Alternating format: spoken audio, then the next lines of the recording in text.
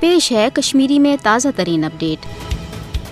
یتھ ریاستس پہ قابض درنسبت بھارتی فوج کی طرف اسلام آبادس مز پتمن 2 دہن اندر مزید 4 قشر ہند شہادت ست آئی۔ یتھ وریس مز آز تام قریباً 200 معصوم قشر مارن۔ ٹاٹو بوزن والو تو غاصب بھارت طرف سپدن ول یم خونی واردات چھن فی الحال ختم سپدنک کھانا امکان، تکیاز غاصب تو جابر بھارتی حکومتس قشرن ہز برحق تحریک آزادی روٹ کرنک امہ ورائے بے کھانا وت دریٹ سپدان، تکیاز یم قشر چاہے بندوق تلمت چھو یا سہ گرس مز یہ دکانس پہ یا تعلیم ہندس میدانس مز، یہ بھارت چن نظرن من سہ دشمن یس زن ذہنی تو فکری حوالہ بھارتک باغی یس زن تاریخک مطالعہ کرت تو بھارت چن چانکیائی پالسین ہند جائزہ نت ات نتیجس پہ واتت کہ یوتام یم ریاست پہ غاصب بھارتک جبری قبضہ ختم گھن توتام نہ سون جان محفوظ تو نہ سانہ آزادانہ سماجی زندگی ہز کھانا ضمانت۔ یہ وجہ کہ بھارتی فوج ژھرس تو ٹھنس قشرس عوامس خلاف حملہ آور سپدت معصوم لکن تو خاص طور نوجوان ہند خون کران۔ بھارتن ہرگاہ عملن یہ جنت عرضی آز جہنم زارس مز تبدیل کرمز، مگر ام پتہ